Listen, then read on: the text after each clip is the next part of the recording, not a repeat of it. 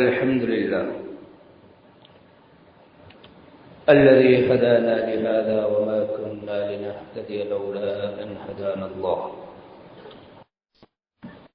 الصلاة والسلام على رسول الله محمد بن عبد الله وعلى آله حزب الله. أما بعد، فقد قال الله تعالى في كلامه العزيز بعد أعوذ بالله من الشيطان الرجيم.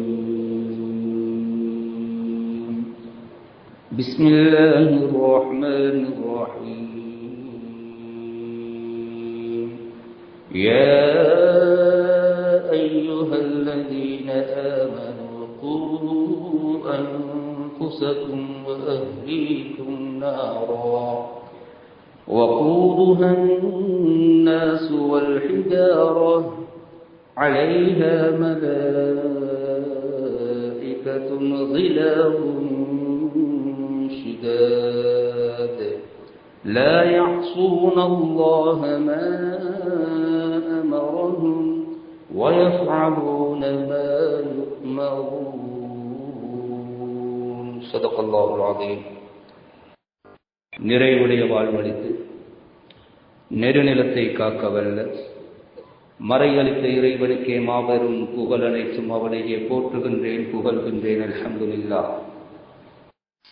சத்தியத்தின் தூதர், சன்மார்க்கத்தின் போதகர், சாந்தி மார்க்கம் ஏந்தி வந்த ஸல்லல்லாஹு அலைஹி வஸல்லம் அவர்கள் மீதிலும், சன்மார்க்கத்தின் சாம்ராஜ்யத்தை கட்டி எழுப்புவதற்காக வேண்டி தங்களின் உயிர்களை எல்லாம் கற்களாக பாவித்த அன்னவர்களுடைய உத்தம தோழர்களாகிய சஹாபாக்கள், அவர்களுக்கு உயர்ந்த தாபிஊன்கள், கயாமத்துடைய நாள் வரும் வரைக்கும் யாரெல்லாம் உத்தம நபி ஸல்லல்லாஹு அலைஹி வஸல்லம் அவர்கள் கொண்டு வந்த உன்னதமான தீனை அதன் உண்மையான வடிவிலே பின்பற்றி வாழ்வார்களோ அத்துணை நல்லவர்கள் மீதிலும் அல்லாஹ் சுப்ஹானஹு வ தஆலாவுடைய சாந்தியும் சமாதானமும் என்றென்றும் உண்டாவதா.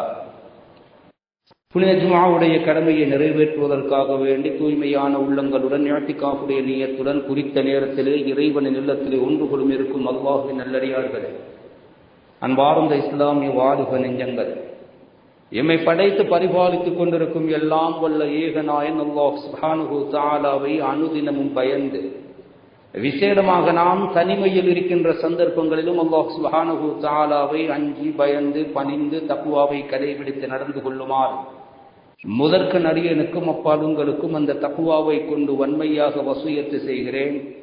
நசீஹத் எனும் நல்லுபதேசம் கூறிக்கொள்கிறேன்.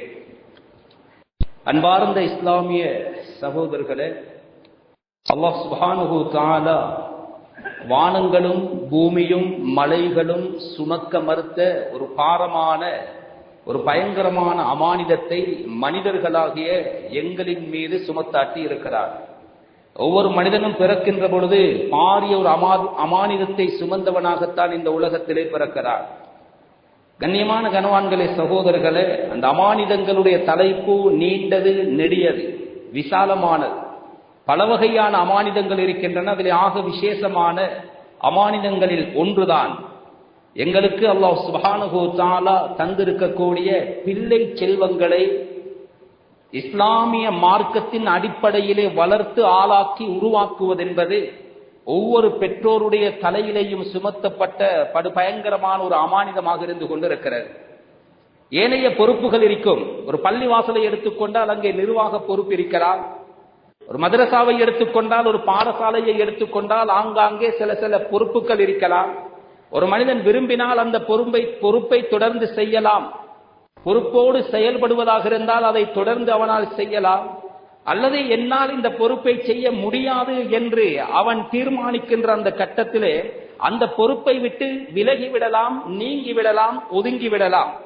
ஆனால் பிள்ளைகள் என்று எங்களுக்கு பிறந்து விட்டால் அந்த பொறுப்பில் இருந்து நாங்கள் விரும்பினாலும் சரி, விரும்பாவிட்டாலும் சரி, யாராலும் ஒதுங்கவோ நீங்கவோ ஓரமாகவோ முடியாது.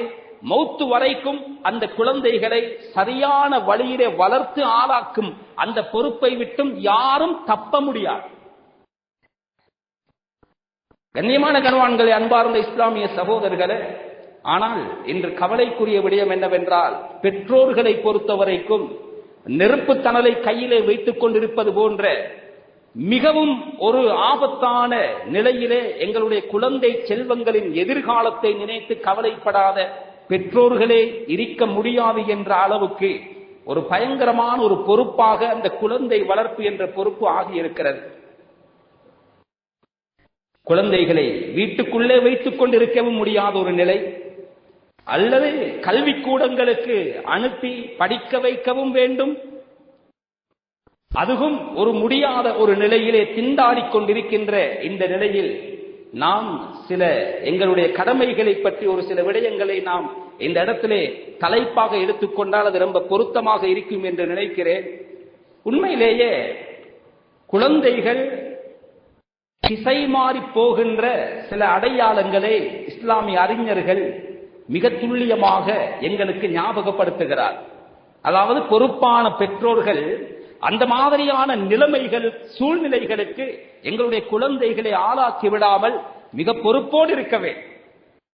சில நேரம் ஒரு குழந்தையை எதுவரைக்கும் அந்த பெற்றோர் பொறுப்பாக இருக்க வேண்டும் என்று கேட்டால் ஒவ்வொருவரும் பலவாறாக சொல்லுவார். திருமணம் முடிக்கும் வரைக்கும், அல்லது 18 தாண்டும் வரைக்கும், அல்லது பருவம் அடைகின்ற வரைக்கும். ஆனால் அல் குர்ஆனிலே அல்லாஹ் சுப்ஹானஹு வ தஆலா இந்த நபிமார்கள் குழந்தைகளை வளர்த்து ஆளாக்கிற அந்த பொறுப்பை எதுவரைக்கும் அவர்கள் அதிலே கண்ணும் கருத்துமாக இருக்கிறார்கள் என்று சொல்லுகின்ற கட்டத்திலே ஹஜ்ரத் யாக்கூப் அலைஹிஸ்ஸலாத்து வஸலாம் அவர்கள் இஸ் ஹபர யாக்கூபல் மௌத் அவர்களுக்கு வந்ததற்கு பின்னால் தங்களுடைய பிள்ளைகளை எல்லாம் அழைத்தார். எல்லோரும் பெரியவர்கள், எல்லோரும் திருமணம் முடித்து குடும்பமாக வாழக்கூடியவர்கள். எத்துணை பெரிய இடத்திற்கு போனாலும் தகப்பனுக்கு அவர் பிள்ளைதான். அந்த கட்ச ஒவ்வொரு வாப்பாவும் வைத்துக் கொள்ளவே, அந்த தரத்தை ஒவ்வொரு தாயும் வைத்துக் கொள்ளவே. உம்மா வாப்பா என்றால் அதற்கு மீறி போகக்கூடாது. அவன் தோளுக்கு மேல் அல்ல, அவன் எதுக்கு மேலால் வளர்ந்தாலும் பிரச்சனை இல்லை, அவன் எந்த துறைக்கு போனாலும் பிரச்சனை இல்லை. வாப்பா உம்மா 2 பேருக்கும் பிள்ளைதான். மாதா புதூன மின் பாதி, எல்லோரையும் கூப்பிட்டு கேட்டார்களா, இப்பொழுதோ இன்னும் கொஞ்ச நேரத்திலேயோ நான் இறந்துவிடப் போகிறேன், நான் மௌத்தானதற்கு பின்னால் நீங்கள் யாரை வணக்கத்திற்குரியவனாக ஆக்கிக் கொள்வீர்கள்? நான் இருக்கின்ற பொழுது நீங்கள் தொழுகிறீர்கள், நான் இருக்கின்ற பொழுது நீங்கள் முஸ்லிம்களாக இருக்கிறீர்கள், நான் இருக்கின்ற பொழுது அல்லாஹ்வை வணக்கத்திற்குரியவனாக ஆக்கி வைத்திருக்கிறீர்கள் என்பதை எனக்கு தெரிகிறது, புரிகிறது. நான் இறந்த பின்னால், என்னை நீங்கள் இழந்த பின்னால் நீங்கள் யாரை வணங்க போகிறீர்கள் உங்களுடைய மௌத்து வரைக்கும்? காலு நஅபுது இலாஹக வ இலாஹ ஆபாயிக இப்ராஹீம். அவர்கள் சொல்லுகிறார்கள், நீங்கள் வணங்கிய அந்த அல்லாஹ்வைத்தான் உங்களுடைய பெற்றோர் வணங்கிய அந்த இஸ்ஹாக் அலைஹிஸ்ஸலாம், இப்ராஹிம் அலைஹிஸ்ஸலாத்து வஸலாம் எந்த அல்லாஹ்வை உங்களின் மூலமாக எங்களுக்கு அறிமுகம் செய்தார்களோ அதே அல்லாஹ்வைத்தான் நாங்கள் வணங்குவோம், தௌஹீதிலே நாம் உறுதியாக இருப்போம் என்று ஒவ்வொருத்தரிடத்திலும் பைஅத் வாங்கிய நிலையில்தான் அவர்கள் இந்த உலகத்தை விட்டு பிரிந்திருக்கிறார்கள். என்றால் தன்னுடைய சக்கராத்து வரைக்கும் எங்களுடைய பிள்ளைகளை பற்றி ஒவ்வொரு தகப்பனும் பொறுப்பு கூற வேண்டும் என்பதை ஹஜ்ரத் யாக்கூப் அலைஹிஸ்ஸலாத்து வஸலாம் அவர்களுடைய இந்த சம்பவத்தின் மூலமாக அல்லாஹ் சுப்ஹானஹு வ தஆலா எங்களுக்கு நமூனாவாக, உதாரணமாக பாடம் படித்து காட்டிக் கொண்டிருக்கிறார். கண்ணியமான கண்வான்களே, அன்பார்ந்த இஸ்லாமிய சகோதரர்களே, எனவே இந்த பொறுப்பு மௌத்து வரைக்கும் ஒரு நீங்காத, நாம் நினைத்தாலும் நாம் விரும்பினாலும் எங்களை விட்டு பிரியாத, அகலாத ஒரு பாரிய ஒரு பொறுப்பு தான் எங்களுக்கு கிடைத்த குழந்தைகளை வளர்த்து ஆளாக்குவது என்பது. குழந்தைகளை இல்லாதவர்கள் கவலைப்படுவார், அவர்களுடைய கவலை எல்லாம் ஒரு கவலையாகத்தான் இருக்கும். எனக்கு ஒரு வாரிசு கிடைக்கவில்லையே என்பது மாத்திரம்தான் அந்த கவலை. ஆனால் குழந்தைகள் என்று வந்ததற்கு பின்னால் அந்த குழந்தைகளுடைய எதிர்காலத்தை நினைத்து நினைத்து நினைத்து பல பெற்றோர்கள் நோயாளியாக கூட ஆகிவிடுவார்கள். கண்ணியமான கனவான்களே, அன்பார்ந்த இஸ்லாமிய சகோதரர்களே, எனவேதான் கிதாபுகளிலே தர்பியத்துல் அவுலாத் என்ற எத்தனையோ இமாம்கள், அறிஞர்கள் கிதாபுகளை எழுதி தள்ளி இருக்கிறார். பலவாறான புத்திமதிகள் பெற்றோர்களுக்கு அதிலே சொல்லப்பட்டிருக்கிறது. அதிலே ஆக விசேஷமாக ஒரு குழந்தை சாலிகாக உருவாக்கப்பட வேண்டுமாக இருந்தால் இஸ்லாம் ரப்பி ஹப்லி மினஸ் ஸாலிஹீன், புள்ள பிறக்கும் வரைக்கும் இருக்கல்ல நபிமார்கள், பிள்ளை பிறப்பதற்கு முன்னாலே யா அல்லாஹ் எனக்கு தருகின்ற குழந்தையை சாலிகான குழந்தைகளா, குலப்படி இல்லாத, சமூகத்திலே கெட்ட பேர் எடுக்காத, 4 பேர் காரி துப்பாத, கண்ணீர் சிந்தி கை சேதப்படுகின்ற அமைப்பிலே இல்லாத சாலிகான குழந்தைகளை, அந்த பாக்கியத்தை எங்களுக்கு நசீபாக்கு. ரப்பனா ஹப்லனா மின் அஸ்வாஜினா வ துர்ரியாத்தினா குர்ரத அயுன் வஜஅல்னா லில் முத்தகீன இமாமா. எங்களுடைய மனைவிமார், எங்களுடைய பிள்ளைகளிலிருந்து கண்குளிர்ச்சியை தந்திரு ரஹ்மானே. உண்மையிலே ஒவ்வொரு தாய் தகப்பனும் தஹஜ்ஜுதிலே கேட்க வேண்டிய மிக முக்கியமான ஒரு துஆ. துஆவின் மூலமாகத்தான் எல்லாவற்றையும் எங்கள் சாத்தியமாக்கிக் கொள்ளலாம். கண்ணியமான கணவான்களே, அன்பார்ந்த இஸ்லாமிய சகோதரர்களே, அதற்கு பின்னால் குழந்தை சாலிகான குழந்தைகளை உருவாக்குவதற்கு எங்கிருந்து நாம் ஆரம்பிக்க வேண்டுமாக இருந்தால், நாங்கள் எங்களுடைய வாழ்க்கை துணைவியை தேடுகின்ற பொழுதே, எங்களின் எதிர்கால மனைவியை தேர்ந்தெடுக்கும் பொழுதே, இவள் மூலமாக எனக்கு கிடைக்கின்ற பிள்ளைக்கு தாயாக இருக்க இவளுக்கு தகுதி இருக்கிறதா என்று நாம் பார்க்க வேண்டும். அவருடைய அழகை வைத்தோ, அவருடைய படிப்பை வைத்தோ, அவருடைய நிறத்தை வைத்தோ, அவருடைய குடும்ப ஃபேமிலி பின்னணியை வைத்தோ நாம் எதையும் முடிவெடுக்க கூடாது. எனக்கு கிடைக்கின்ற குழந்தை வாய் கூசாமல் இவளை பார்த்து தாயே என்று அழைப்பதற்கு இவளுக்கு தகுதி இருக்கிறதா, இவளுக்கு தக்குவா இருக்கிறதா, இவளுக்கு மார்க்கம் இருக்கிறதா, மார்க்க நுணுக்கம் இருக்கிறதா, தொழுகையை பற்றி தெரியுமா, குர்ஆனோத தெரியுமா, திக்ர் ஸலவாத்துகள் தெரியுமா, அந்த குழந்தையை ஒழுக்கமுள்ள ஒரு பிள்ளையாக வளர்க்கின்ற தகுதி பண்புகள் அவரிடத்தில் இருக்கிறதா என்பதை பாருங்கள். ஃபதுஃபர் பிதாத்தி தி கரிபத் யதாக என்றார்கள் ஹஜ்ரத் ஸல்லல்லாஹு அலைஹி வஸல்லம். மார்க்கமுள்ள பெண்ணை தேர்ந்தெடுத்து, இது முதல் படித்தரம். துஆவை கேட்பது, விசேஷமாக எங்களுடைய சம்பாத்தியத்தை ஹலாலாக ஆக்கிக் கொள்வது. லா யத்குலுல் ஜன்னத ஜஸதுன் குதிய பில் ஹராம். ஹராமாக நாம் சம்பாதித்து அதை குழந்தைகளுக்கு தீனியாக போடுகிறோமா? சொன்னார்கள் ஸல்லல்லாஹு அலைஹி வஸல்லம், ஹராம் போஷிக்கப்பட்டு திணிக்கப்பட்டு வளர்க்கப்படுகின்ற உடம்பு அது சொர்க்கத்துக்கும் ஹராம், அது நரகத்திற்குத்தான் அருகதையானது என்றார். ஹராம் திணிக்கப்படுகின்ற குழந்தைகளிடத்திலே நற்பண்புகளை ஒரு நாளும் எதிர்பார்க்க முடியாது. கண்ணியமான கனவான்களே, இந்த விடயங்களை கையாள்வதோடு அந்த குழந்தை பிறந்து வளர்ந்து அந்த ஒரு அமைப்பிலே வருகின்ற பொழுது அந்த குழந்தை எப்பொழுதில் இருந்து திசை மாறுகிறது, இப்படியான ஒரு தலைப்பு எழுதப்பட்டிருக்கிறது. அதாவது அஸ்பாபுல் இன்ஹிராஃப் இன்தல் அவுலாத். குழந்தை எந்த சந்தர்ப்பங்களில் எல்லாம் அது நேரான வழியை விட்டும் திரும்பி திசை மாறி போகிறது என்று எழுதுகின்ற பொழுது முதல் காரணம் எழுதப்படுகிறது அல் ஃபக்ர். தாய் தகப்பனுடைய வறுமை சில பொழுது குழந்தை கெட்ட குணம் உள்ளதாக மாறுவதற்கு காரணமாக ஆகிவிடுகிறது. அதற்கு தேவையான ஆடை, அதற்கு தேவையான தளபாடங்கள், அதற்கு தேவையான சாப்பாட்டு அமைப்புகள், தங்கும் வசதிகள் முறையாக இல்லாத பொழுது அதை தேடுகின்ற வேட்டையிலே அது இறங்க போகிறது. இந்த சந்தர்ப்பத்திலே பல குழந்தைகள் மோசமான போதை பாவனை அல்லது மார்க்கத்தில் அனுமதிக்கப்படாத சமூக சீர்கேட்டுக்கு காரணமான அந்த வியாபார நடவடிக்கைகளில் ஈடுபடக்கூடியவர்களுடைய கைகளிலே வறுமை கோட்டிலே வாழுகின்ற குழந்தைகள் சிம்பிளாக சுலபமாக அது அகப்பட்டுக் கொள்ளும். எந்த விதத்திலாவது என் குடும்பத்தின் கஷ்டம் தீர வேண்டும் என்பதற்காக சில பல பொழுது திருடுவதற்கும் கொள்ளையடிப்பதற்கும் ஹராமான வியாபாரங்களை கைமாற்றுவதற்கு உதவி செய்வதற்கும் அந்த குழந்தை காரணமாக. இது ஒவ்வொரு தலைப்பிலும் தனி ஹுத்பா நடத்த வேண்டும், நேரம் இடம் கொடுக்காது. வறுமை ரொம்ப பயங்கரமானது. அல்லாஹும்ம இன்னி அஊது பிக மினல் குஃப்ரி வல் ஃபக்ர். ஹஜ்ரத் ஸல்லல்லாஹு அலைஹி வஸல்லம் அவர்களுடைய மிக ஸ்பெஷலான துஆக்களில் ஒன்று குஃபரை விட்டும் ஃபக்ரி என்ற வறுமையை விட்டும் யா அல்லாஹ் உன்னிடத்தில் பாதுகாப்பு தேடுகிறேன். ஹதீஸுக்கு விளக்கம் எழுதும் பொழுது, இந்த துஆவுக்குரிய விளக்கத்தை எழுதுகின்ற பொழுது, சில பொழுது வறுமை ஒரு மனிதனை குஃப்ரிலே கொண்டு போய் சேர்த்துவிடும். வறுமை பிரதான். அதனால்தான் ஸல்லல்லாஹு அலைஹி வஸல்லம் திருமணம் முடிக்கும் பொழுதே மனிஸ்தபா மின்குமுல் பாஅ ஃபல்யதஸவ்வஜ். ஒரு குடும்பத்தை தனியே இருந்து வழி நடத்துகின்ற சக்தி பணத்தினாலும் உடலினாலும் யாருக்கு இருக்கிறதோ அவங்க மட்டும்தான் திருமணம் முடிக்கும். கண்ணியமான கனவான்களே, அன்பார்ந்த இஸ்லாமிய சகோதரர்களே, எனவே இந்த விடயம் முதலாவது வறுமை சில குழந்தைகள் திசை மாறி போவதற்கு ஆங்காங்கே காரணமாக அமைகிறது. சில பாடசாலைகள், சில மதரசாக்கள், குர்ஆன் மதரசாக்கள், இது போன்ற குழந்தைகளை சேர்ந்து கல்வி கற்கக்கூடிய இடத்தில் சில குழந்தைகள் திருட்டு செயல்பாட்டிலே ஈடுபடுகின்ற பொழுது, அதை பிடித்து விசாரிக்கின்ற பொழுது வறுமை ஒரு பிரதான காரணத்தை வகிக்கிறது. என்னுடைய குழந்தைகளை செலவழிப்பது மாதிரி என் பெற்றோர்கள் எனக்கு தருகிறார்கள் இல்லை, அதனால் நான் எடுத்தேன் என்று சொல்லுகின்ற இந்த நிலையை ஆங்காங்கே நாம் சமூகத்திலே கண்டு கொண்டிருக்கிறோம். அடுத்த விஷயம் அந்நிஸாஉ வஷ்ஷிகாகு பைனல் ஆபாஇ வல் உம்மஹாத். பெற்றோர்களுக்கு மத்தியிலே ஏற்படுகின்ற சண்டைகள், சச்சரவுகள், இதை பார்க்கின்ற பொழுது ஒரு குழந்தை, அதாவது நிராசை அடைகிறது. அது ஒரு வகையான மன உளைச்சலுக்கு காரணமாகி ஒரு வகையான சைக்கோவுடைய நிலைக்கு போய் அந்த குடும்ப வாழ்க்கையை கசந்து போய் ஏண்டா பிறந்தேன், எதற்கு பிறந்தேன், என் எதிர்காலம் எப்படி அமைய போகிறது, நானும் இது போன்று திருமணம் முடித்த ஒரு குடும்பஸ்தனாக வாழத்தான் வேண்டுமா என்ற ஒரு நிலை வந்து நான் எதற்கு பிறந்தேன் என்பதையே மறந்து நினைத்ததையெல்லாம் செய்கின்ற ஒரு நிலைக்கு அந்த குழந்தை தள்ளப்படுவதை நாம் பார்க்கிறோம். இதாக பிரதானமான காரணம். கணவன் மனைவி குழந்தைகளுக்கு முன்னால் சண்டைகளில் சச்சரவுகள் ஈடுபடுவது.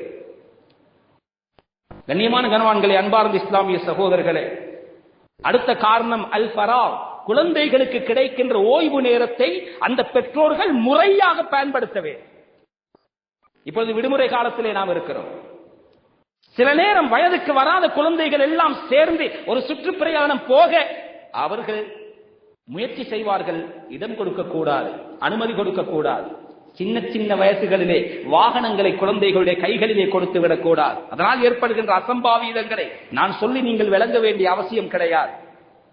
அவர்களுடைய இந்த விடுமுறை காலம், அவர்களுடைய ஓய்வு காலம், அதை முறையாக நாம் பாடசாலைக்கு அனுப்பிவிட்டு வந்ததற்கு பின்னால் எவ்வளவு நேரம் அவன் சும்மா நேரத்தை கடத்தப் போகிறான். தொழுகைக்கான நேரங்களை முறையாக நாம் வகுத்துக் கொடுக்க வேண்டும். பள்ளிவாசலுக்கு அவர்களை அழைத்துக் கொண்டு வந்து தொழுகைக்கு பழக்கும் பொழுதே அந்த நாளொன்றுக்கு 5 நேரம் வந்துவிட்டு போகும் பொழுதே பல மணித்தியாலங்கள் அதிலே செலவாகிவிடும்.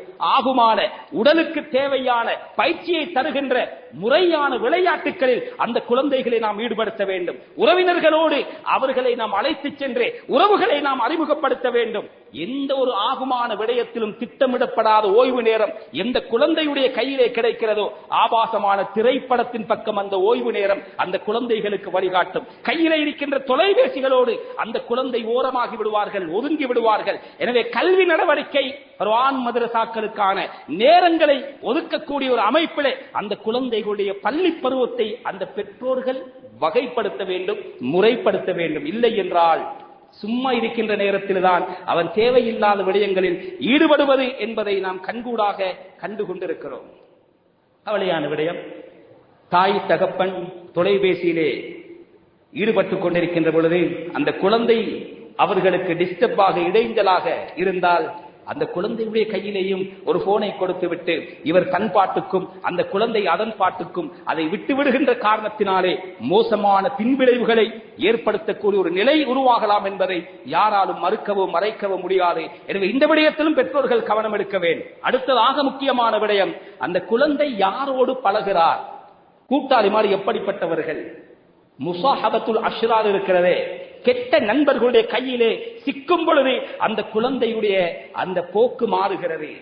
உலகத்திலே எங்கும் ஒரு தகப்பன் அவன் புகைக்கிறான் என்று சொன்னாலும் கூட தன்னுடைய மகனை அழைத்து சிகரெட் புகைப்பது நன்றாக இருக்கிறது, கிக்காக இருக்கிறது, மகனை ஒரு டம் அடிச்சிப்பார் என்று அவர் கொடுக்க மாட்டார்.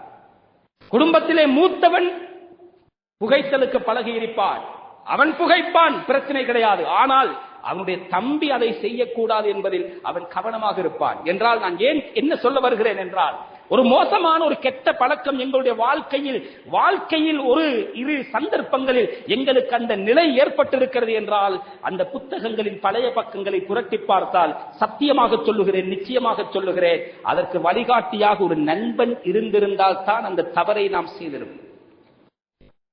பெரும் தவறுகளை தனியாக சென்று செய்வதற்கு துணிவு வராது. யாராவது எங்களை பழக்கி இருக்க வேண்டும். பழக்கியவன் அவன் ஒரு நண்பனாகத்தான் இருப்பான். ஒரு வாழ்க்கை கூட்டாளிமாரை பற்றி அல்லாஹ் நிறைய பேசுகிறான். நேரம் இடம் கொடுக்கார். யாவைலதா லைத்தனி லம் அத்தகிது ஃபுலானன் கலீலா, இந்த மனிதனை நான் என்னுடைய நண்பனாக எடுத்திருக்க கூடாது என்று நரகத்தில் ஓலமிடுவான், ஒப்பாரி விடுவான். உலகத்திலே கூட்டாளித்தனம் உள்ளவர்களை நினைத்து என்று குர்ஆன் சொல்லுகிறது. கண்ணியமான கணவான்களே, அன்பார்ந்த இஸ்லாமிய சகோதரர்களே, எனவே எங்களுடைய குழந்தைகள், அந்த குழந்தைகளை எந்த பாடசாலைக்கு போடுகிறோம், அந்த பாடசாலையில் இருக்கின்ற குழந்தைகளுடைய நிலை என்ன, எந்த அளவுக்கு என்றால் எந்த வாகன சாரதியோடு டிரைவரோடு எங்கள் குழந்தைகளை அனுப்புகிறோம் என்பதையும் பார்க்க. ஒரு பிள்ளை வீட்டுக்கு வந்து எங்களை பாசையில சொல்லுவோமே ஊத்த பேச்சியன், அசிங்கமாக மோசமான ஒரு அருவருப்பான ஒரு கன்றாவியான ஒரு வார்த்தையை பிரயோகிக்கிறது அந்த குழந்தையை பாடசாலையிலே. இது யார் உனக்கு கற்றுத்தந்தது என்று பார்த்தால் அவர் வருகின்ற அந்த வாகனத்தை சொல்ல மாட்டேன், அந்த வாகனத்துடைய சாரதி யாருடனோ தொலைபேசியிலே இந்த வார்த்தைகளை பிரயோகித்து ஏசி இருக்கிறார். பின்னால வந்த குழந்தை அதை படித்து வைக்கிறது. கண்ணியமான கணவான்களே, அன்பார்ந்த இஸ்லாமிய சகோதரர்கள், அங்கிருந்து நாம் கவனம் எடுக்க வேண்டும். கெட்ட நண்பர்களுடைய சகவாசத்தை விட்டு மிக கவனமாக உன்னிப்பாக இருக்கவே. குழந்தைகள் வந்து சொல்லுவார், எதையும் ஒளிவு மறைவில்லாமல் தாயிடத்திலே தகப்பனிடத்திலே வந்து சொல்லுவார். பாடசாலையிலே அப்படி நடந்தது இப்படி நடந்தது என்றால் யார் மோசமான குணம் கொண்டவர்களாக இருக்கிறார்களோ அவர்களை விட்டு தூரமாக வேண்டும். சம்பந்தப்பட்ட வகுப்பு ஆசிரியைகளோடு கலந்து பேச வேண்டும். என்னுடைய பிள்ளை இப்படியான ஒரு மாணவர் இந்த வகுப்பில் இருப்பதாக சொல்லுகிறார், அவரை விட்டு என்னுடைய குழந்தையை தூரமாக்க வேண்டும் என்றெல்லாம் பேசி அந்த குழந்தையை எப்படி பாதுகாக்க முடியுமோ அப்படி மோசமானவர்களுடைய கைகளிலே சிக்கி விடாமல் பாதுகாக்க வேண்டும். மோசமான ஒரு தன் நண்பனாக கிடைத்தால் அல்லாஹ் பாதுகாக்க வேண்டும். வீட்டிலே தான் பெற்ற தகப்பனை விட அவனை நேசிப்பான். இது கியாமத்தின் அறிகுறிகளில் ஒன்று. தன்னுடைய தாயை விட அவனை மதிக்கக்கூடிய ஒரு நிலை வரும். எனவே அந்த அன்பும் பாசமும் அந்த இணைப்பும் பிணைப்பும் ஊண்டி விடுவதற்கு முன்னால் முளையிலே அதை கிள்ளி எறிவதே ஒவ்வொரு பெற்றோர்களுடைய பொறுப்பான கடமையாக இருக்க வேண்டும். அடுத்த காரணம் சூஉல் முஆமலா அல் அபவைனி லில் வலத். அளவுக்கு அதிகமான கண்டிப்பு, அளவுக்கு அதிகமான தண்டிப்பு, கால் கை முறிகின்ற அளவுக்கு சில பெற்றோர்கள் அந்த குழந்தைகளோடு நடந்து கொள்வார். தவறுகளை உணர்த்த வேண்டும், எடுத்து சொல்ல வேண்டும்.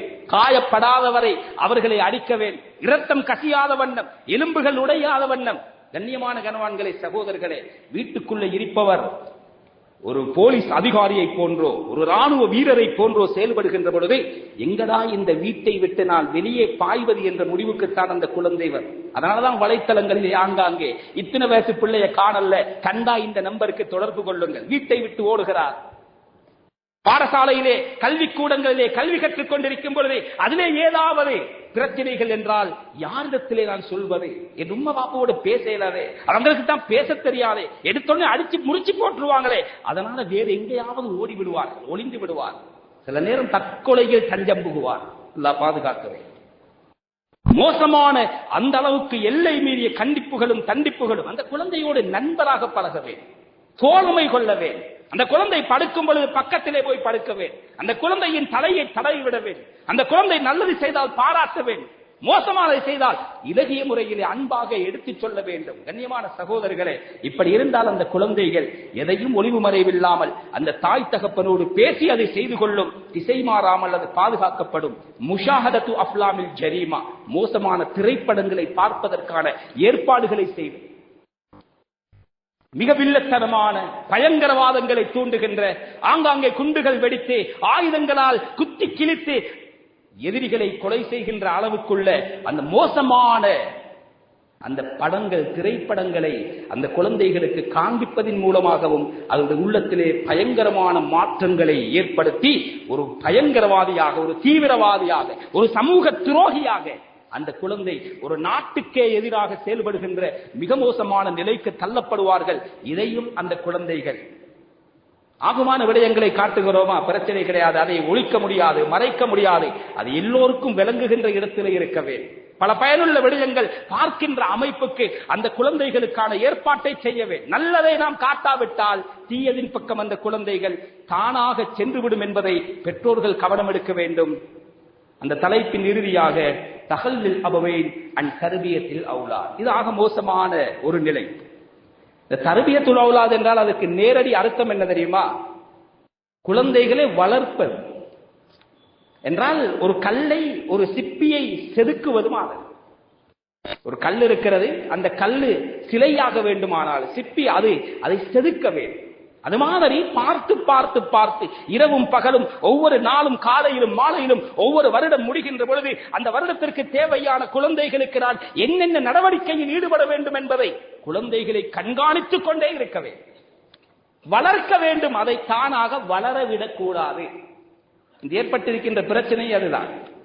அதிகமானவர்கள் இந்த விடுமுறை காலத்திலே என்ன செய்வார்கள்? குழந்தைகளை உம்மம்மா வீட்டு, வாப்பும்மா வீட்டுக்கு அனுப்பி வைப்பார்கள். மிக மோசமான பின்விளைவுகளை ஏற்படும்.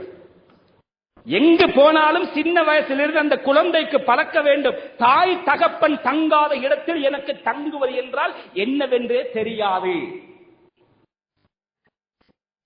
வாழ்க்கையில ஓப்பனா பேசுவோம்.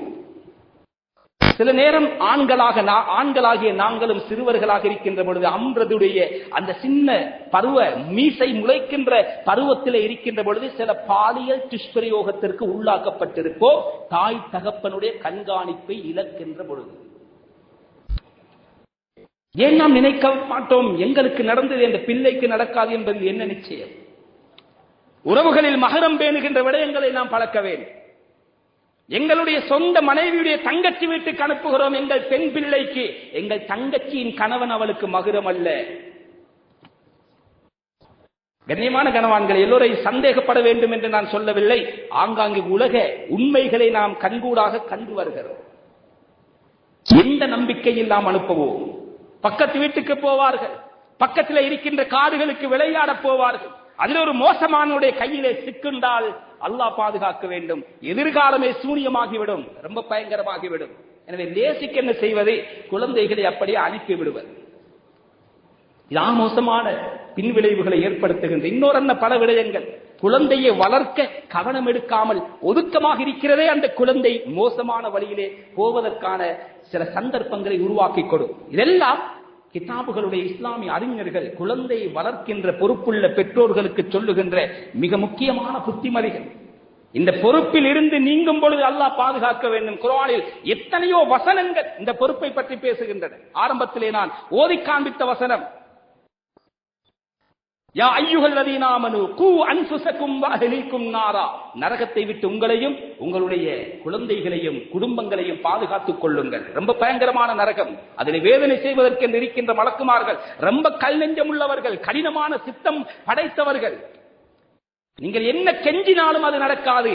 உங்களை வேதனை செய்வதற்கென்றே படைக்கப்பட்டவர்கள் அதிலே விடாப்பிடியாக கராராக இருப்பார்கள் என்றெல்லாம் குர்ஆன் மிக பயங்கரமாக எங்களுக்கு எங்களுடைய குழந்தை வளர்ப்பை பற்றி பேசுகிறது.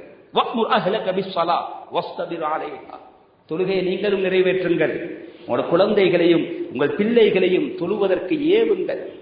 மாந்தோப்பில் ஒரு மனிதன் மாங்காய் புரக்கிக் கொண்டிருக்கிறான், ஒரு சிறுவன். சொல்லுவார்கள் தமிழிலே, தோட்டக்காவல்காரன் வந்து அவனை பிடித்துக் கொண்டான் கெட்டியார். உன்னை சும்மா விட மாட்டேன், இது முதல் தடவை என்பதால் உன்னுடைய தகப்பனிடத்தில் உன்னை முறைப்பாடு செய்வேன். எங்கே உன் தகப்பன் என்றால் அவன் அண்ணாந்து பார்த்தால் அந்த மாங்காவை பறிப்பதே தகப்பன் தான் என்ற மாதிரி. இந்த தொழுகைக்கு குழந்தைகளை பழக்குங்கள் என்று சொல்லுவதற்கு முன்னால் பெற்றோர்கள் அதிலே கவனம் எடுக்க வேண்டும். கண்ணியமானவர்கள், எங்களை பள்ளிவாசலுடைய நிலையை பார்த்தா ரொம்ப பயங்கரமான கை செய்தப்படக்கூடிய ஒரு நிலையில் தான் இருக்கிறார். எத்தனையோ தொழுது கொண்டிருந்தவர்கள் எல்லாம் மாயமாய் மறைந்து விட்டார். கொரோனாவுக்கு பின்னால் நிலைமை தலைகீழாக மாறிவிட்டது. அல்லாஹ் எங்களை படைச்சதே தொழுகைக்குத்தான் சகோதரர்கள். வமா கலத்துல் ஜின்ன வல் இன்ஸ இல்லா லியஅபுதூன், தொழுகிறதுக்குத்தான் நாங்கள் படைக்கப்பட்டிருக்கிறோம். அதை தவிர மற்றதெல்லாம் கச்சிதமாக செய்கிறோம். எதற்காக படைக்கப்பட்டோமோ அதை விட்டு விட்டோம்.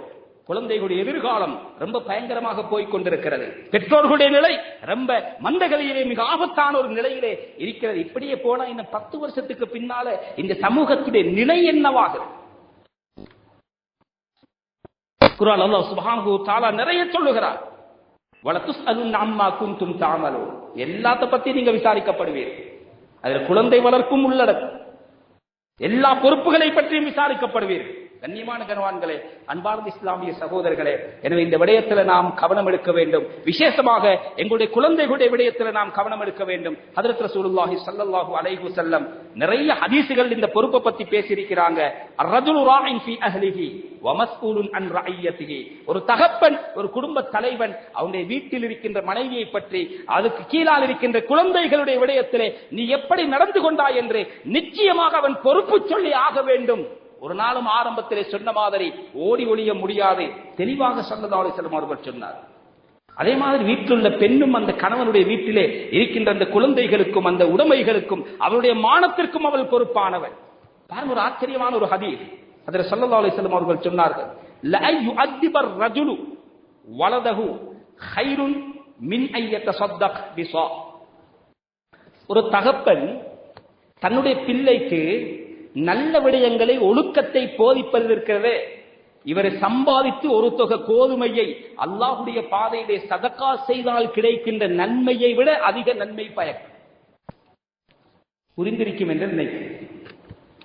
மிகப்பெரிய ஒரு சதக்காவை செய்வதை விட தனக்கு கிடைத்த பிள்ளைக்கு செலவில்லாமல் அவனுக்கு ஒழுக்கத்தை போதிப்பது இருக்கிறதே, இது ஒரு பெற்றோர் செய்கின்ற மிக முக்கியமான ஹைரான ஒரு செயலாக இருக்கிறது என்றால், சில பேர் நினைக்கிறது என்ன தெரியுமா, சம்பாதிப்பதற்காக வேண்டியே குழந்தைகளை மறந்து விடுவார், சம்பாதிக்கின்ற நோக்கத்திற்காகவே மனைவியை மறந்து விடுவார். அவர்கள் சில நேரம் காரணம் சொல்லலாம், நான் சம்பாதிப்பது எனக்கு மட்டுமல்ல, இதனால் நான் ஜக்காத்து கொடுக்கணும், குடும்பத்தில் இல்லாதவர்களை பார்க்க வேண்டும், ஏழைகளுக்கு உதவ வேண்டும், பள்ளிவாசல் மதரசாக்களுக்கு கொடுக்க வேண்டும், குமரிகாரியங்கள் அனாதைகளை நான் பார்க்க வேண்டும். நீ இதெல்லாம் செய்ய தேவையில்ல வாப்பா, உன் புள்ளைய உருப்படியா வளர்த்தாலே போதும் என்பதைத்தான் ஹஜ்ரத் ஸல்லல்லாஹு அலைஹி வஸல்லம் சொன்னார். கண்ணியமான கணவான்களே, அன்பார்ந்த இஸ்லாமிய சகோதரர்களே, எனவே குழந்தைகளுக்கு ஒழுக்கத்தை படிச்சு கொடுக்கிறது என்றா, படிச்சு கொடுக்கிற வாப்பமார் எல்லாருமே உலமாக்களாக இருக்கிறாங்களா? இல்ல.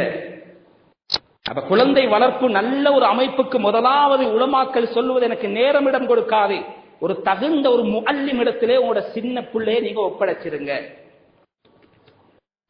அங்குதான் அவர் மார்க்கம் படிக்கணும், அங்குதான் அவர் அகீதாவை படிக்கணும், அங்கதான் அவர் குர்ஆனை படிக்கணும். ஹஜ்ரத் ஸல்லல்லாஹு அலைஹி வஸல்லம் சொன்னாங்க, 3 விடயங்களை உங்களுடைய குழந்தைகளுக்கு கற்றுக் கொடுங்கள். ஒன்று, ஹுப்பி நபியிக்கும், உங்களோட நபியனே முஹப்பத்தை போடுங்க பிள்ளைகள் உள்ளது.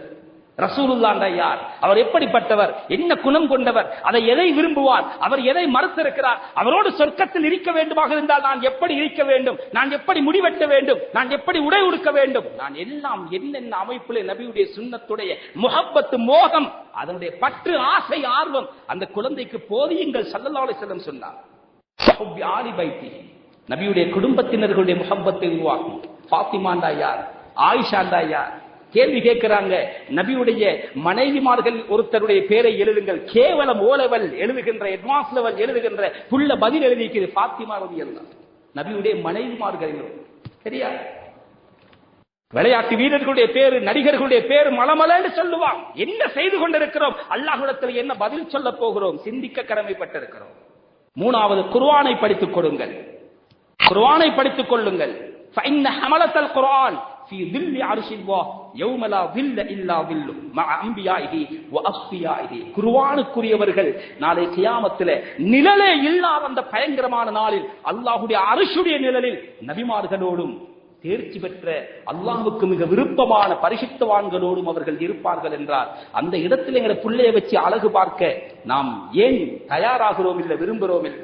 உலகத்தில் பெரிய ஒரு பட்டம் கிடைத்து விட்டால் சந்தோஷப்படுகிறோமே, உலகத்திலே பெரிய ஒரு தொழில் கிடைத்து விட்டால் ஆனந்தப்படுகிறோமே, கியாமத்திலே நபிமார்களோடு பக்கத்திலே அமர்கின்ற அளவுக்கு எங்களுடைய பிள்ளைகளை வளர்த்தால், பிள்ளைக்கு மட்டுமல்ல, அந்த பிள்ளையை உருவாக்கின பெற்றோர்களுக்கு அணிவிக்கின்ற கிரீடம் இருக்கிறதே, வீட்டுக்குள்ள சூரியன் வந்தால் எவ்வளவு பிரகாசமோ அதைவிட பிரகாசிக்கும் என்றார்கள் ஹஜ்ரத் ஸல்லல்லாஹு அலைஹி வஸல்லம்.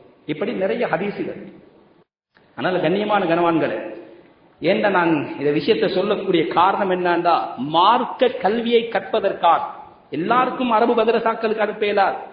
நான் சொல்றேன், அன்றாடம் ஒவ்வொரு புள்ளையும் தலபுல் இல்மி ஃபரீதத்துன் அலா குல்லி முஸ்லிமின் வ முஸ்லிமா, கட்டாய கடமையான அகீதாவுடைய ஈமானுடைய விடயங்களை கூட படிச்சு கொடுக்கிறது. ஒரு காலத்துல குர்ஆன் மதரசா மிக மும்முரமாக இயங்கிச்சு. அதுக்கு வராமல் இருந்தாலும் ஹஜரத்துக்கு பயம். இப்ப அந்த நிலையெல்லாம் மாறியாச்சு. பணம் இருக்கிறது, காலடிக்கு ஹஜரத்மார கூப்பிட்டு புள்ள படித்தாலும் சரி படிக்காட்டியும் சரி, அந்த புள்ளை அதட்டோ மேலா உருக்கோ மேலா, கொஞ்சம் உருக்கி பார்த்தா உம்மா வாப்பாண்டு கத்தும். ஒழுங்கான படிப்பில்லை, மார்க்கம் இல்ல, குர்ஆன் இல்ல, தெளிவில்லை, அறிவில்லை. ஆனால் மாற்று மத சகோதரர்கள் கொஞ்ச நாளைக்கு முன்னால் நீங்க கேள்விப்பட்டிருப்பீங்க, அவர்களுடைய அந்த மார்க்கம் படிக்கின்ற தகம்பாசலைக்கு அந்த குழந்தைகள் வருகிறார்கள் என்பதை, வருகிறார்கள் இல்லை குறைவு இருக்கிறது என்பதை ஆவணமாக எடுத்து ஜனாதிபதியை சந்தித்து ஞாயிற்றுக்கிழமைகளில் தனியார் வகுப்புகளை தடை செய்ய வேண்டும், அத்துணை பிள்ளைகளையும் அந்த மார்க்கம் படிக்கின்ற, மதம் படிக்கின்ற அந்த வகுப்புகளுக்கு அனுப்ப வேண்டும் என்று போர்க்கொடி தூக்கினார் மதகுருமார். கண்ணியமான கனவான்களே, பாத்திலான ஒரு அமைப்புல இருந்து கொண்டு இந்த அளவுக்கு அதிலே அந்த பெற்றோர்களையும் பாருங்கள். அந்த ஞாயிற்றுக்கிழமை காலை வந்தால் அவர்கள் பயணம் கிடையாது, அவர்களுக்கு அங்குதான் அவர்கள் அனுப்பப்படுவார். தன்னுடைய மதம் பாதுகாக்கப்பட வேண்டும் என்று எவ்வளவு தீவிரமாக செயல்படுகிற பொழுது சத்திய வேதம் அல் குர்ஆன் கியாமத்திலேயும் எங்களுக்கு கைதரக்கூடிய இந்த குர்ஆனை படிப்பதற்கு நாம் எவ்வளவு மெனக்கருகிறோம், எவ்வளவு செலவழிக்கிறோம், எவ்வளவு நேரம் ஒதுக்குகிறோம். கண்ணியமான கனவான்களே, ஒரு சந்தோஷமான செய்தி இறுதியாக சொல்லி முடித்துக் கொள்கிறேன். நிறைய இடங்களில் பாட்டை மதரசாக்கள், குழந்தைகள் ஓய்வாக இருக்கின்ற நேரத்தில் அவர்களுக்கு மார்க்கத்தை படித்துக் கொடுக்கக்கூடிய நிலைகள் நடந்து கொண்டிருக்கிறது. நீண்ட காலமாக எங்களுடைய இந்த மஹல்லா சகல வளமும் இருந்தாலும் கூட அதிலே ஒரு குறை இருந்தது, பல அசௌகரியங்கள் இருந்தன. ஆனால் இப்பொழுது பள்ளிவாசலுடைய நிர்வாகம், அங்கல பக்கத்தில் இருக்கின்ற தாருல் உலூம் அல் ஃபுர்கானியாவுடைய தேர்ச்சி பெற்ற உஸ்தாதுமார்கள், முஅல்லிம்கள் எல்லோரும் சேர்ந்து மதரசா நடக்குது. அதில் நிறைய வெளிய பிள்ளைகள் வந்து பயன் பெற்றுக் கொண்டு போகிறார்கள். எங்கட மஹல்லாவுக்கு என்ன நடக்குது என்ற விடயத்தை மதரசாவும் சிந்தித்து, நிர்வாகமும் சிந்தித்து ஒரு அழகான ஒரு நிலைக்கு வரவிருக்கிறார்கள் இன்ஷா அல்லாஹ். கூடிய சீக்கிரம் அந்த தெளிவு உங்களுடைய கைகளுக்கு வரும். சிறிய குழந்தைகள் பாட்டை வந்து குர்ஆனை பாடமாக்கி மார்க்கத்தை படிக்கக்கூடிய அந்த ஒரு நிலை, அதற்கான ஆலோசனை நடந்து கொண்டிருக்கிறது. உங்களுக்கு வெகு சீக்கிரத்தில் அதற்கான அறிவித்தல்கள் வரும்.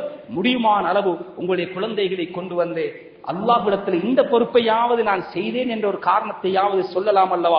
எனவே இந்த விடயங்களில் கவனம் எடுத்து குழந்தைகளுடைய அந்த எதிர்காலத்தை ஒரு சிறந்த, ஒரு தக்குவா உள்ள, ஒரு நல்ல குணமுள்ள, எந்த துறைக்கு அனுப்பினாலும் பிரச்சனை கிடையாது, மார்க்கத்தின் அடிப்படை கல்விகளை கற்றுக் கொடுக்கக்கூடிய அந்த பொறுப்பை சரியாக நிறைவேற்றக்கூடிய ஒரு நல்ல நியத்தை நாம் அனைவர்களும் வைத்துக் கொள்வோமாக. அல்லாஹ் சுப்ஹானஹு வ தஆலா அப்படியாக ஆரம்பிக்கப்பட போகிற அந்த மதரசாவையும், இப்பொழுது நடந்து கொண்டிருக்கக்கூடிய இந்த மதரசாவையும், இந்த பள்ளிவாசல்களையும், இந்த வளங்களையும் கியாமத் நாள் வரைக்கும் பாதுகாப்பானாக. யாழ் எங்களுடைய பாவங்களை மன்னித்தருள்வாயாக. எங்களை பெற்று வளர்த்த பெற்றோர்களுடைய சகல பாவங்களை மன்னித்தருள்வாயாக. எங்களுக்கு எங்களுடைய குழந்தைகளின் எதிர்காலங்களை ஒளிமயமாக்கி வைப்பாயாக. கெட்ட பயங்கரமான ஆபத்தான நோய்களை விட்டு எங்களை பாதுகாத்தருள்வாயாக. நாட்டு நிலைமைகளை சீராக்கி அருள்வாயாக. இஸ்லாத்தையும் முஸ்லீம்களையும் பாதுகாத்தருள்வாயாக. ஈமானோடு வாழ்ந்து கலிமாவை மொழிந்த நாவோடு சிரித்த முகத்தோடு இந்த உலகத்தை விட்டு பிரிகின்ற பாக்கியமான மௌத்தையும் நம் அனைவர்களுக்கு நசீபாக்குவாயாக. துஆக்களை கபூல் செய்து கொள்வாயாக. வாஹிர் தஅவானா அல்ஹம்துலில்லாஹி ரப்பில் ஆலமீன்.